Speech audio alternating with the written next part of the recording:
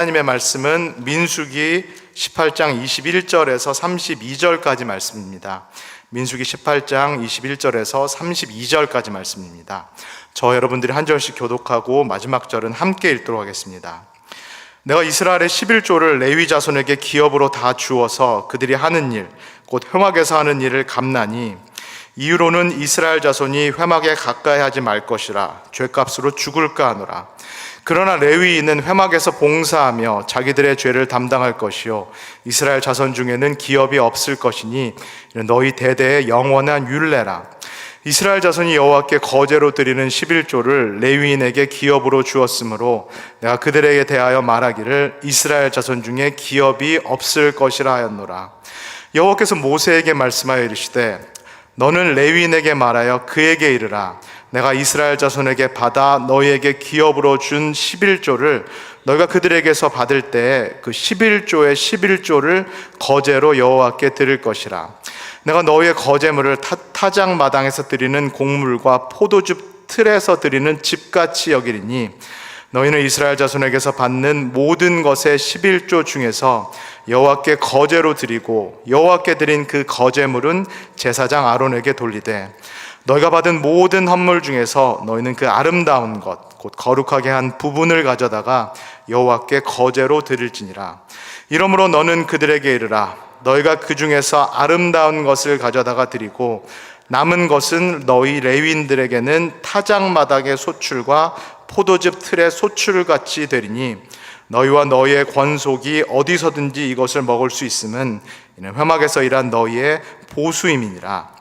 너희가 그중 아름다운 것을 받들어 드린즉 이로 말미암아 죄를 담당하지 아니할 것이라. 너희는 이스라엘 자손의 성물을 더럽히지 말라. 그리하여야 죽지 아니하리라. 아멘.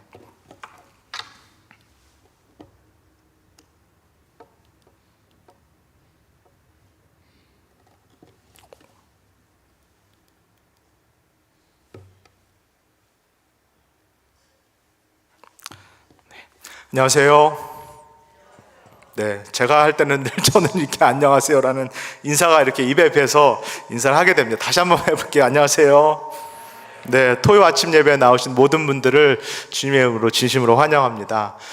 저는 고난주간 그리고 부활주일을 마치고 목사고시를 받습니다. 지난주하고 이번 주 초까지 이어가지고 목사고시에 제가 남은 3과목이 있었는데 그 목사고시를 잘 마쳤습니다.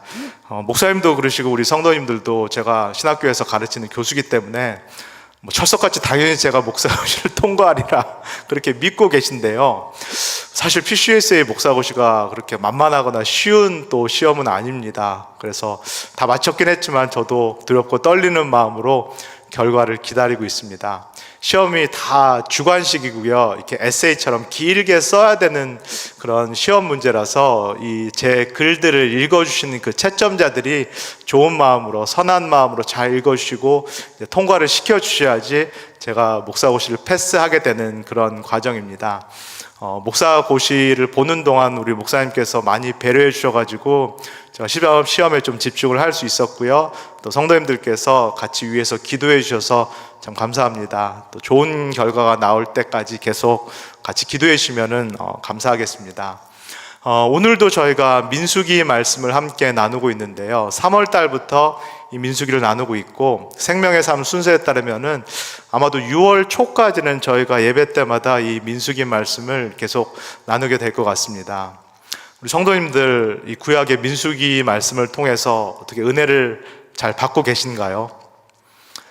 구약의 말씀, 특별히 이 모세오경, 그 중에서도 민수기 말씀이 좀 어렵죠. 그래서 우리 성도님들도 큐티를 하시거나 또 계속해서 이 예배에서 설교에서 민수기 말씀을 들으실 때 조금 어려우신 경우도 있으실 테고 은혜 받기가 좀 힘들다 이런 분들이 계실지 모르겠습니다. 민수기가 포함된 이 모세오경, 우리가 토라라고 말하는 이 앞부분의 책들은 엄밀히 말하면은 율법 책들입니다. 물론 율법 책들 안에서도 우리에게 좀 쉬운 흥미로운 그런 이야기들도 많이 있는 것은 사실이고요. 그러나 전체적으로 율법 규정들이 많이 있기 때문에 우리가 이 율법 규정들을 어떻게 이해해야 되는가, 그리고 이 율법 규정들을 오늘날 우리의 삶에, 나의 삶에 어떻게 적용해야 되는가가 사실은 좀 어려운 문제입니다. 우리는 고대 근동을 살고 있는 그 유대인들도 아니고요, 21세기를 살고 있는 현대 기독교인이기 때문에 이 하나님의 말씀인 율법 규정이 오늘 나에게 직접적으로 적용될 수 있는 것인가, 오늘 나에게도 이 말씀들이 정말 구속력이 있는 것인가라는 것을 이렇게 질문할 때가 참 많습니다. 그래서 오늘 몇 가지 민수기의 율법의 예를 통해서 제가 한번 우리 성도님들께 질문을 한번 드려볼게요.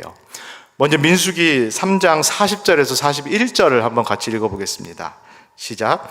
여호와께서 또 모세에게 이르시되 이스라엘 자손의 처음 태어난 남자를 1개월 이상으로 다 계수하여 그 명수를 기록하라. 나는 여호와라. 이스라엘 자손 중 모든 처음 태어난 자 대신에 레위인을 내게 돌리고 또 이스라엘 자손의 가축 중 모든 처음 태어난 것 대신에 레위인의 가축을 내게 돌리라. 이스라엘에서 태어난 모든 신생아들, 특별히 남자아이들, 그리고 이스라엘 가족에게 있는 모든 가축들의 첫 동물들, 처음 태어난 동물들을 다 사실 하나님께 돌려야 되는데요, 현실적으로 그럴 수 없기 때문에 이 아이를 대신해서 레위인이 하나님께 봉헌이 되고, 그 다음에 레위인의 첫 가축이 하나님께 드려지는 율법 규정입니다. 모세 오경에 나와 있는, 토라에 나와 있는 대표적인 우리가 소위 말하는 대속법 규정인데요, 이 대속법 규정 오늘날 우리가 지켜야 되나요? 오늘날 우리에게도 이 대속법 규정이 구속력이 있나요? 하나님의 말씀은 1.1획도 변할 수가 없고 하나님의 말씀은 우리가 반드시 지켜야 된다라고 우리가 배웠는데, 이 규정 어떤가요? 예인가요? 아닌가요? 지켜야 되나요? 아니면 지키지 않아야 되나요? 대답을 해주셔야지 진도가 나가는데요. 정답은 아니옵니다. 정답은 아니옵니다. 물론 이스라엘 백성 전체가 하나님께 속해 있다라는 것을 나타내는 의미로, 그래서 레위인들이 이스라엘 전체를 대신하고 또는 대속해서 하나님께 드려진다라는 이 정신은 매우 중요하고, 이 정신만큼은 오늘날 우리도 계승할 수 있다라고 할 수 있겠는데요, 그럼에도 불구하고 이 유대교의 이 대속법 규정을 오늘날 우리에게, 21세기 살고 있는 오늘 기독교인들에게 직접적으로 적용할 수는 없겠습니다. 두 번째 예를 한번 또 들어볼게요. 민수기 5장 1절에서 3절입니다. 한번 같이 읽어볼게요. 시작. 여호와께서 모세에게 말씀하여 이르시되 이스라엘 자손에게 명령하여 모든 나병 자와 유출증이 있는 자와 죽음으로 부정하게 된 자를 다 진영 밖으로 내보내되 남녀를 막론하고 다 진영 밖으로 내보내어 그들이 진영을 더럽히게 하지 말라. 내가 그 진영 가운데 거하느니라. 율법에 나와 있고 민수기에 나와 있는 소위 말하는 대표적인 정결법입니다. 똑같은 질문인데요, 이 정결법 규정 오늘날 우리가 지켜야 되나요? 오늘날 우리에게도 마찬가지로 구속력이 있나요? 예, 아니면 아니요. OX 퀴즈인데요, 아니옵니다. 네, 자신 있게 잘 말씀해 주셨습니다. 이 정결법 규정도 정신은 분명합니다. 나병, 소위 말해서 피부병에 걸렸거나 피와 관련된 유출병, 유출증에 걸렸거나 또는 죽음, 이 시신을 만진 경우에는 부정하다, 정결하지 못하다.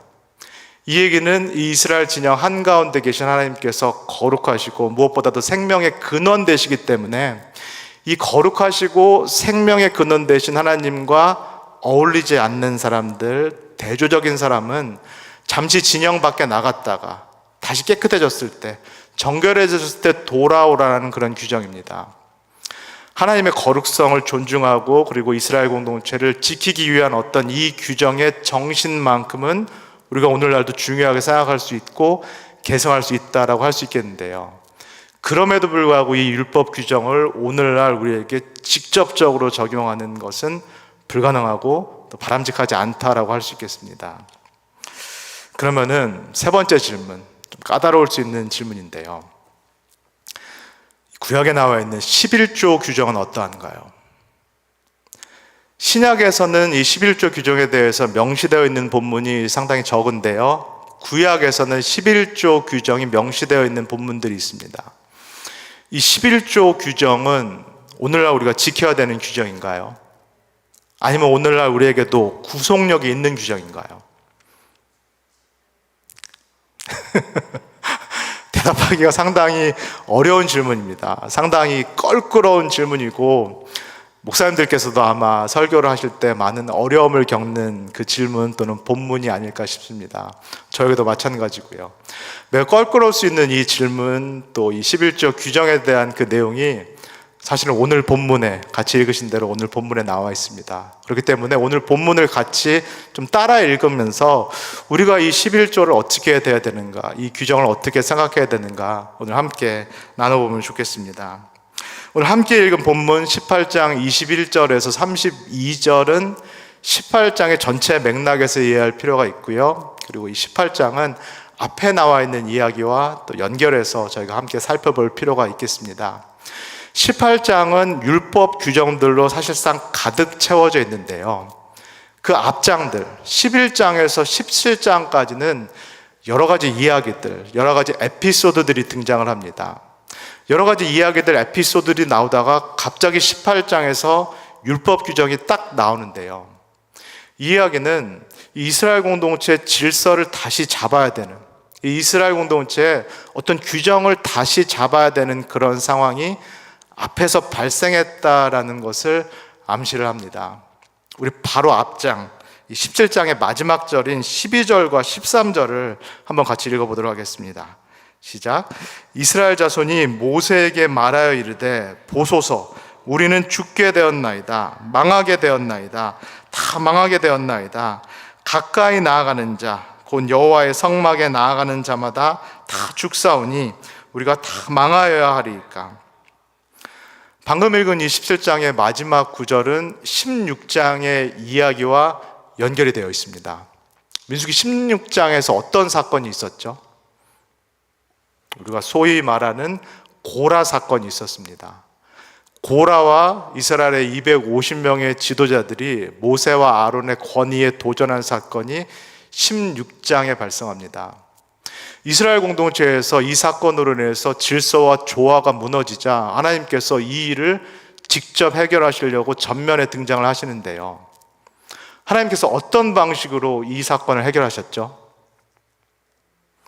고라와 250명의 지도자들, 모세와 아론의 권위와 리더십에 도전했던 고라와 250명의 이 지도자들이 심판을 받게 되는, 죽음을 당하는 일이 발생을 했고, 아론의 쌍난 지팡이의 기적을 통하여서 하나님께서 직접 모세와 아론과 같은 이 지도자를 선택하셨다라는 것을 입증을 하십니다. 이 사건을 통하여서 이스라엘 백성들이 정신을 번쩍 차렸다라고 할 수 있겠고요. 좀 속된 말로 표현을 드리자면 이스라엘 백성들이 좀 제대로 이렇게 주제 파악을 한 그런 사건이 16장 그리고 17장에 이렇게 등장을 합니다. 근데 이 고라 사건과 또 아론의 쌍난 지팡이 기적이 너무나 충격적인 사건이었기 때문에 오히려 이 이스라엘 백성들이 큰 두려움에 휩싸이게 됩니다. 하나님에 대해서 큰 두려움을 갖게 되고, 이 하나님에 대해서 우리가 아예 접근을 할 수가 없구나. 이 회막 한가운데 계신 이 성전, 그리고 이 성전 안에 계신 하나님께 우리가 아예 나아갈 수가 없구나. 우리가 죽게 생겼구나. 이 하나님이 우리 가운데 계시는 동안에는 언제든지 우리가 심판을 당할 수밖에 없겠구나라는 전에 없었던 큰 두려움을 이스라엘 백성들이 느끼게 됩니다. 아담과 하와의 경우에도 그렇고 사실은 우리의 경우에도 그럴 때가 많이 있죠. 평소에는 하나님을 좀 친근하게 느끼고 사랑의 아버지처럼 이렇게 느끼다가 언제 하나님이 확 두려워지죠? 뭐 했을 때? 도둑이 제발 저린다고 우리가 죄를 지었을 때, 우리가 큰 죄를 지었을 때, 그리고 지금 일어나는 일이 내 죄 때문에 하나님께서 심판하시는구나, 이런 느낌이 들 때 전에 없었던 큰 두려움이 우리 마음을 가득 채우는 경우가 있는데요. 지금 이스라엘 백성들이 경험하는 것이 그런 마음이다, 그런 두려움이다 싶습니다. 오늘 읽은 이 18장의 율법 규정은 그래서 오히려 하나님께서 이 이스라엘 백성들의 마음을 안심시키기 위해서, 이 두렵고 떨리는 이스라엘 백성들의 마음을 안심시키기 위해서 주시는 율법 규정이다라고 하겠습니다. 같이 읽은 우리 21절 그리고 23절까지를 한번 다시 읽어볼게요. 시작. 내가 이스라엘의 11조를 레위 자손에게 기업으로 다 주어서 그들이 하는 일, 곧 회막에서 하는 일을 갚나니 이후로는 이스라엘 자손이 회막에 가까이 하지 말 것이라. 죄값으로 죽을까 하노라. 그러나 레위인은 회막에서 봉사하며 자기들의 죄를 담당할 것이요 이스라엘 자손 중에는 기업이 없을 것이니 이는 너희 대대의 영원한 율례라. 우리가 민수기를 통해서 쭉 보고 오는 것처럼 이스라엘 회중 한가운데 성막을 짓고 계신 하나님은 거룩하신 하나님이시요 또 정의롭고 공의로운 하나님이십니다. 그렇기 때문에 하나님은 본성상 죄를 미워하시고 죄를 심판하시는 하나님이십니다. 그러나 동시에 하나님은 사랑의 하나님이시기 때문에 어찌됐건 간에 이스라엘 백성들과 함께 거하시기를 원하시는 하나님입니다. 죄인인 이스라엘 백성, 죄는 인간은 하나님께 나아갈 수가 없는데요, 그럼에도 불구하고 이 사랑의 하나님은 자신이 만드신 이 인간들, 특별히 자신이 선택하신 이 이스라엘 백성과 함께 하시기를 원하고 함께 교제를 나누시기를 원하시는 하나님입니다. 거룩하지 못한 죄인과 거룩한 하나님이 만날 방법이 없는데요, 그럼에도 불구하고 사랑의 하나님께서 이 거룩하지 못한 이스라엘 공동체와 함께 하시기를 원하셔서 하나님 당신께서 스스로 그 방법을, 스스로 그 길을 만드십니다. 하나님께서 직접 만드신 이 죄인인 인간이 나아갈 수 있는 그 방법, 그 길이 바로 성막에서 진행되고 있는 제사입니다. 그리고 하나님께서는 성막에서 진행되고 있는 이 제사에 헌신할 수 있는, 일생을 드릴 수 있는 사람들을 특별히 선택하여 부르시는데요, 그 사람들이 바로 제사장들이요 레위지파라고 할 수 있겠습니다. 우리 성도님들께서 그 당시에 내가 가했다라고 한번 상상을 해보시고요, 특별히 내가 레위지파에 속해 있다, 또는 아론과 같은 대제사장 집안의 가문에 태어났다라고 생각을 해보시면 좋겠습니다. 내가 레위지파에 속해 있다라는 것, 특별히 대제사장 가문에 태어났다라는 것, 이것은 유대사회에서 내가 지도자의 그룹에 속해 있다라는 것을 의미합니다. 그 얘기는 나는 하나님으로부터 엄청난 특권을 받았다라는 것을 의미합니다. 그러나 동시에 이 엄청난 특권에는 반드시 무엇이 따라오죠? 엄청난 책임과 엄청난 의무가 따라옵니다. 이 거룩하신 하나님, 죄를 미워하시고 심판하신 하나님이 계신 지성소에 나아갈 수밖에 없는 그 엄청난 의무와 책임이 제사장에게 주어집니다. 그리고 자신의 죄뿐만 아니라 모든 이스라엘 백성들의 죄를 다 담당하고 하나님께 나아가서 정해진 규칙에 따라서 희생 제사를 드려야 될 그 엄청난 책임과 엄청난 의무가 이 레위 지파에 속한 제사장에게 주어집니다.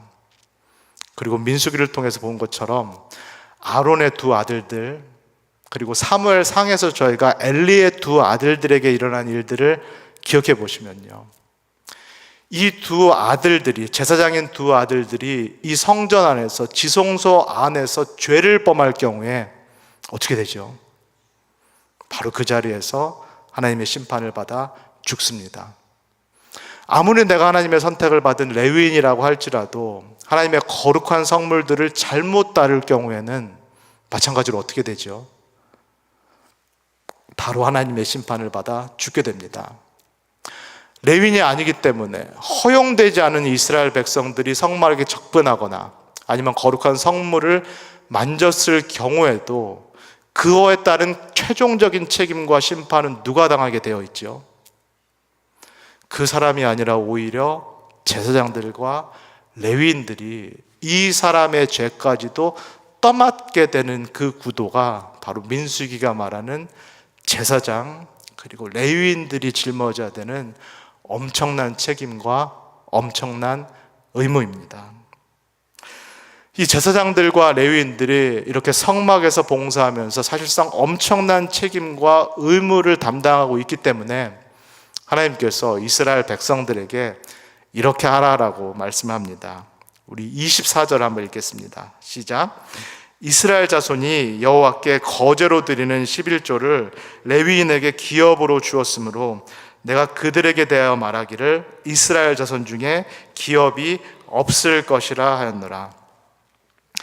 창세기 12장에서 하나님께서 아브라함을 부르실 때 아브라함에게 유업을 주리라라고 약속을 하셨고요. 이 유업이 바로 오늘 민수기에 나오는 기업, 유업 또는 유산이 되겠습니다.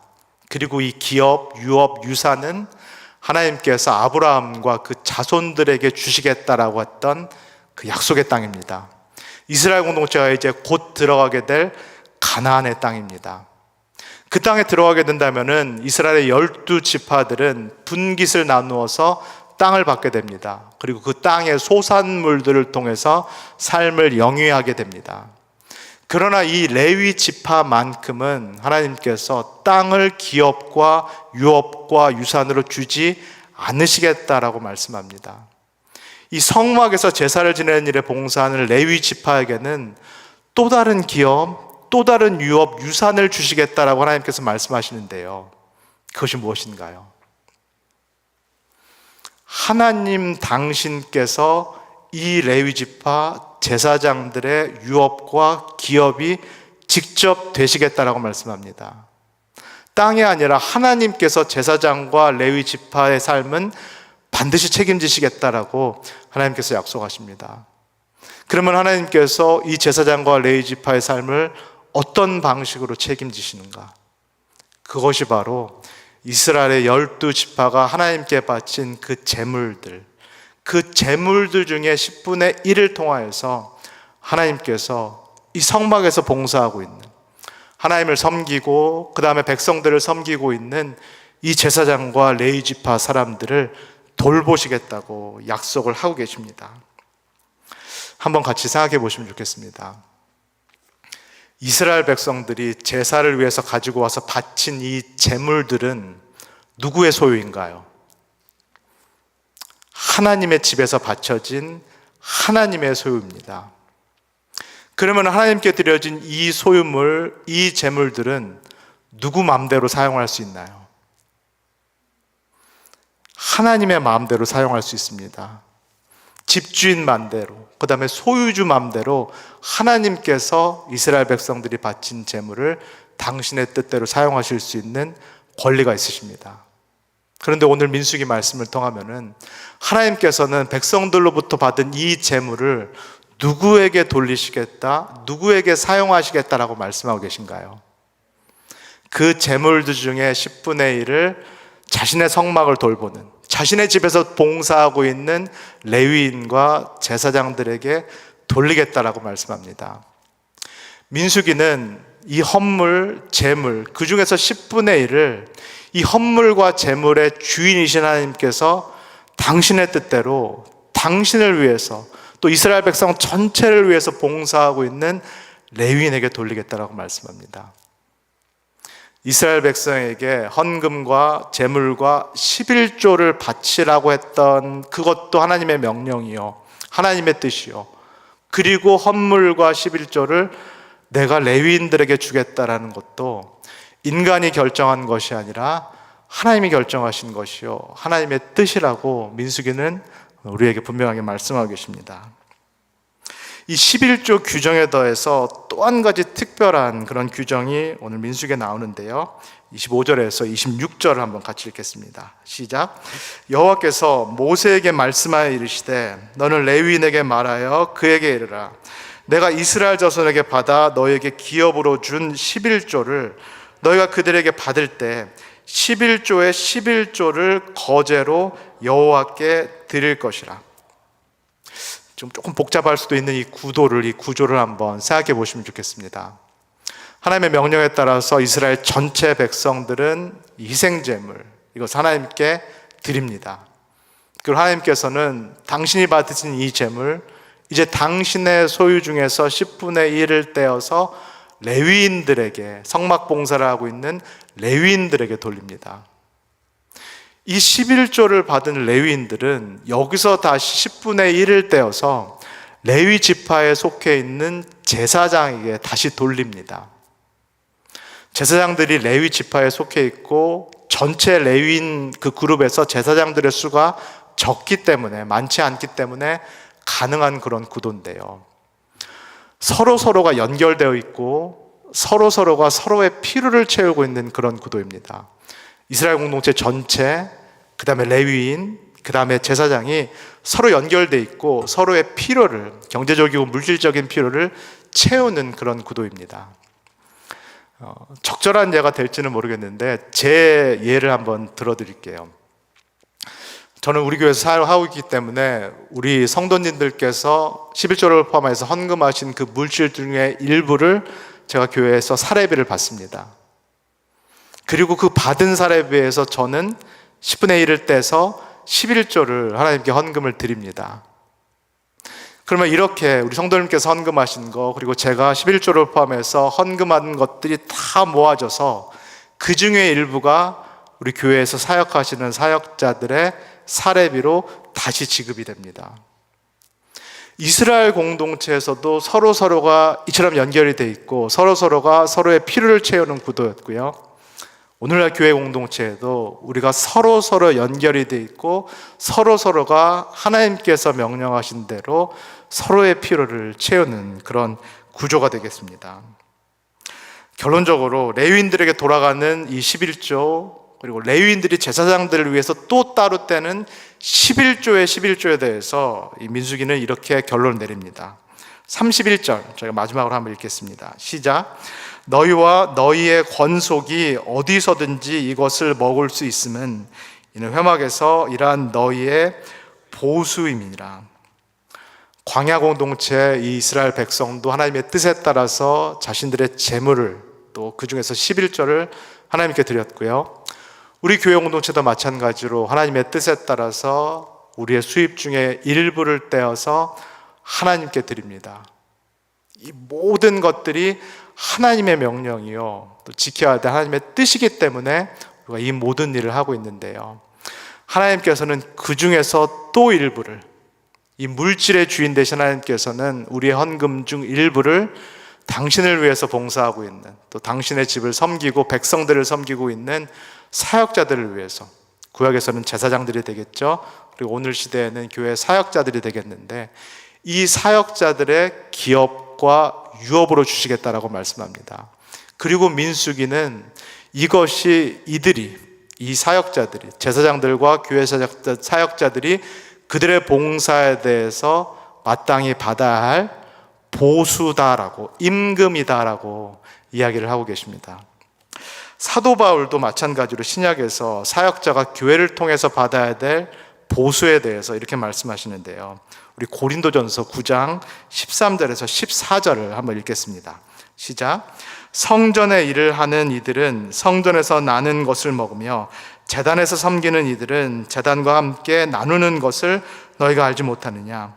이와 같이 주께서도 복음 전하는 자들이 복음으로 말미암아 살리라 명하셨느니라. 구약의 민수기도 그렇고 또 신약에서 사도 바울의 고린도전서도 마찬가지로 이러한 방식은, 이러한 것은 하나님께서 정하신 영원한 규례다라고 우리에게 말씀하고 계십니다. 사랑하는 성도 여러분, 다시 그러면 제가 처음 질문으로 돌아가 보도록 하겠습니다. 11조 규정, 우리가 꼭 지켜야 되나요? 이 11조 규정, 오늘날 우리에게도 구속력이 있나요? 예라고 말씀을 잘 해주셨는데요. 그럼에도 불구하고 여전히 껄끄럽고 어렵고 힘든 규정임은 틀림이 없습니다. 저도 유학생활부터 시작을 해서 지금 미국 생활이 20년이 다 됐고요. 한국보다 훨씬 물가가 높은 이 미국 생활에서 가정을 부양해야 되고 또 생계를 책임져야 되는 일이 얼마나 힘든 일인지 경험으로 잘 알고 있습니다. 우리의 빠듯한 수입, 아니 부족한 수입에서 헌금을 하는 거, 그 중에서도 10분의 1을 우리가 구별해서 하나님께 드리는 일은 우리 모두에게 참 힘든 일이고 어려운 일임이 틀림이 없습니다. 그리고 때때로 저희가 신문이나 이야기를 통해서 듣게 되는 물질을 잘못 사용하는, 이 물질을 자기 자신을 위해 사용하는 그런 사역자들의 이야기를 들을 때마다 이렇게 내가 하나님께 드린 헌금이 그렇게 쓰여지는 것이 과연 옳은 것인가, 맞는 것인가, 내가 11조를 차라리 다른 곳에 드리는 것이 더 낫지 않은가, 그런 마음, 그런 시험이 드는 경우가 있는 것이 우리의 솔직한 심정이겠습니다. 그럼에도 불구하고 오늘 민수기의 말씀은 우리가 물질을 드림으로써 우리의 수입 중에 일부를 떼어서 물질을 하나님께 드리는 것이 우리의 모든 것들이 하나님으로부터 온 것임을 고백하는 감사의 행위요, 믿음의 행위라고 말씀하고 있습니다. 우리의 물질을, 이 귀한 물질, 그리고 필요한 물질을 구별하여서 하나님께 드리는 모든 행위는 내 삶 전체가, 물질을 포함한 내 삶 전체가 나에게 달려있는 것이 아니라 나에게 생명을 주시고 오늘까지 나를 지키고 보호하고 계신 이 하나님께 달려있음을 우리가 실제로 고백하는 우리의 신앙 고백이 될 줄 믿습니다. 그리고 하나님께서 받으신 이 물질을 하나님의 뜻대로 사용하시길 원하고, 무엇보다도 하나님의 일을 위해서, 하나님의 집인 이 교회의 일을 위해서 헌신하고 계신 우리 사역자들에게 돌리시기를 원하신다라고 오늘 민수기 말씀은 우리에게 말씀합니다. 사랑하는 성도 여러분, 오늘 들은 말씀을 기억하시면서 이스라엘 공동체와 마찬가지로 교회 공동체에서 우리가 서로 연결되어 있다는 것, 그리고 우리가 서로가 꼭 필요하다는 것을 꼭 기억하시기를 소원합니다. 그리고 하나님께서는 연결되어 있는 우리가 서로의 필요를 채우시기를 원한다는 것, 물질적이고 경제적인 필요도, 영적인 필요뿐만 아니라 물질적이고 경제적인 필요도 우리가 공동체에 묶여 있는 한 하나님께서 우리를 통해서 채우시기를 원하신다는 것을 마음에 새기는 그런 복된 날 되기를 주님의 이름으로 간절히 소원합니다. 다 같이 기도하겠습니다. 사랑해 주님 감사합니다. 하나님 아버지, 구약의 말씀, 특별히 11조의 규정을 우리가 지키는 것이 상당히 어렵고 부담스러운 것이 우리의 솔직한 심정임을 주님께 고백합니다. 하나님, 우리가 물질에 많이 매여 있고 우리가 물질 때문에 내 삶이 0이 된다라고 생각하는 경우가 있습니다. 물질이 많을수록 내가 행복해질 수 있다라는 생각, 그 세상적인 생각에 우리가 노출되어 있는 경우도 있다라는 것을 이 시간에 겸허하게 주님께 고백합니다. 사랑해 주님, 그러나 우리의 삶이 나에게 달려있는 것도 아니요, 또 물질에 달려있는 것도 아님을 오늘 민수기를 통해서 다시 한번 보게 하여 주셔서 감사합니다. 하나님 아버지의 물질들의 일부를 주님께 돌림으로써 나의 삶 전체가 하나님의 소유요, 그리고 나의 삶 전체가, 또 우리의 가족의 삶 전체가 하나님의 손에 있다는 것을 내가 다시 한번 신앙 고백할 수 있도록 우리를 축복하여 주시옵소서. 우리가 공동체에서 한 몸으로 묶여 있고, 그렇기 때문에 서로를 섬기고 서로의 필요를 채워줘야 되는 그런 존재임을 다시금 깨닫게 해주셔서 감사합니다. 우리가 교회에 드리는 헌금이 귀한 곳에 쓰여지게 하시고 꼭 필요한 곳에 쓰여지게 하사 하나님의 영광을 돌리는 그런 일 되게 하옵소서. 감사드리며 예수님의 이름으로 기도합니다. 아멘. 주기도문 하심으로써 예배 마치고 각자 기도하도록 하겠습니다. 하늘에 계신 우리 아버지여, 이름이 거룩히 여김을 받으시오며 나라가 임하시오며 뜻이 하늘에서 이루어진 것 같이 땅에서도 이루어지이다. 오늘 우리에게 일용할 양식을 주시옵고, 우리가 우리에게 죄진 자를 사하여 준 것 같이 우리 죄를 사하여 주시옵고, 우리를 시험에 들게 하지 마시옵고 다만 악에서 구하시옵소서. 나라와 권세와 영광이 아버지께 영원히 있사옵나이다. 아멘.